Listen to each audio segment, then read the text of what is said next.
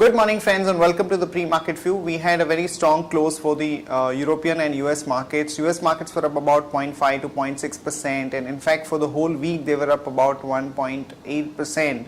And for the 8th consecutive session we are seeing this positive uptick in the US markets, and in fact S&P 500 has crossed 1500 and is very close to the all-time high levels, which is definitely a big positive. And in European markets also we saw gains of anywhere from 0.5% to almost about 1% after the statement by the ECB that the banks are likely to repay about 138 billion of pounds of the money which was raised through LTRO.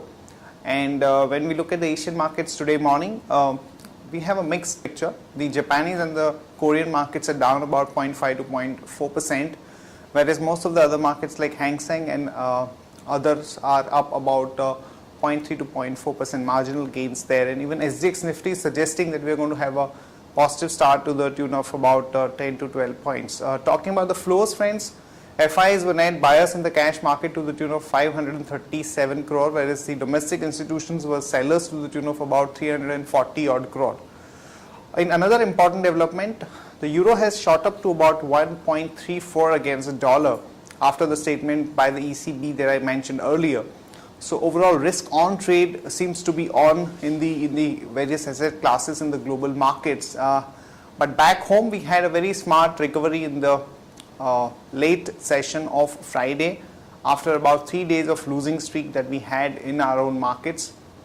And clearly the focus is going to be on the RBI policy meet tomorrow, where the consensus expectations are that we are going to have a 25 basis points repo rate cut. On that note, let me invite Shaival to take us through important F&O cues, data and strategies that we could have in the F&O markets.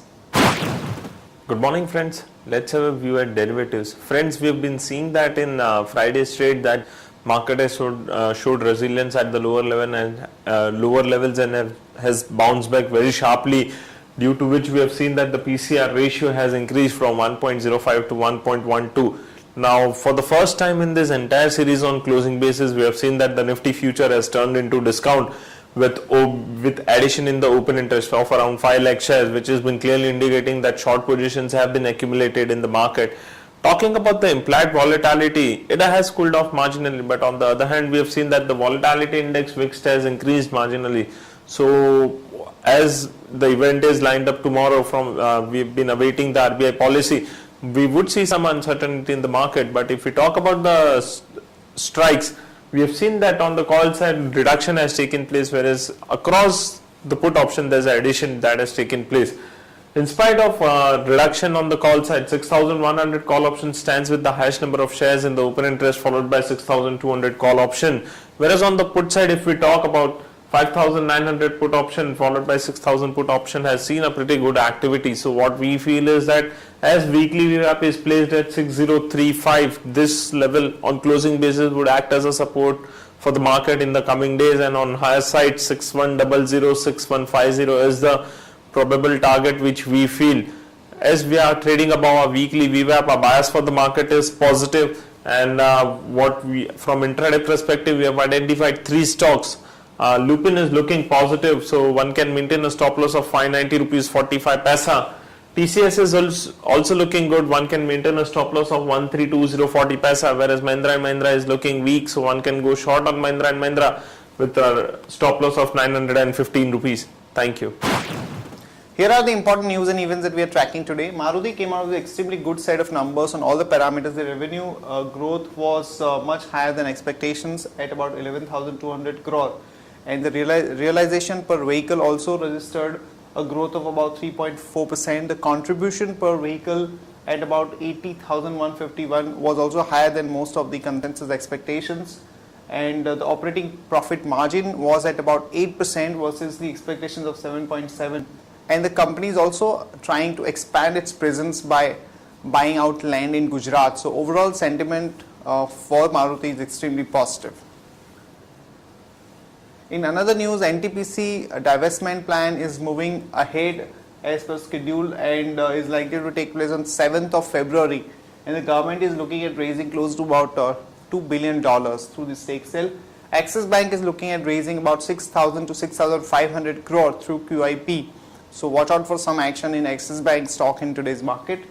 And as I said before, RBI's policy meet is going to take place tomorrow, which is going to be extremely important in terms of the sentiment, particularly for the whole market and the rate sensitives, banking, so on and so forth. The minimum that the market is looking at is about 25 basis points repo rate cut. However, some section of the market also believes that we could have about 50 basis points repo rate cut. So part of this 25 basis point has already been factored in, but in case we have some more in terms of repo rate cut, then obviously there is going to be a big spike up in the entire market and the rate sensitives and banking in particular. The other companies which are going to be announcing numbers today, Bank of India, we are looking at a net profit of 794.5 crore. But watch out for the NPL number on this company, because for the past 2 or 3 quarters we had slippages on the NPA front. So this time around, if there is any recovery on that front, then obviously the stock will spike up. And JSW Steel, we are looking at a net profit of about 303 crore. Godrej Consumer Products has entered into an agreement with a private equity firm for selling of its non-core food business in Indonesia. So one can go long on GCPL with a stop loss of 711 and a target of about 747 to about 761. Maruti, I have already talked about it. They are in the process of acquiring land in Gujarat for setting up its 4th plant to the tune of about 3 million units. One can go long on Maruti with a stop loss of 1568 and a target of about 1648 to about 1680. Jet Airways is all set to have a deal with Etihad, wherein it will sell 24% stake in the company for $300 million, valuing the entire company at about $1.25 billion. Remember, the current market cap of Jet Airways is about 5,300 crore. And if it's valued at 1.25 crore, then it will value the company at almost about 7,500 crore. So there could be some short-term spike in the stock. So one can go long with a stop loss of 600 and a target of about 630 to about 643. Ashok Leyland is planning to offload stakes in its subsidiaries in IndusInd Bank, which will help them raise about 500 crore. And also, since the company is sitting on a debt of about 3,500 crore over a next 12-month period, it's looking at reducing some part of this debt. The company came out with bad set of numbers, but we are expecting a pullback in the stock, so one can go long with a stop loss of 24.5 and a target of about 26 to about 26.5. That's it from all of us, friends. Have a nice trading session and see you tomorrow at the same time.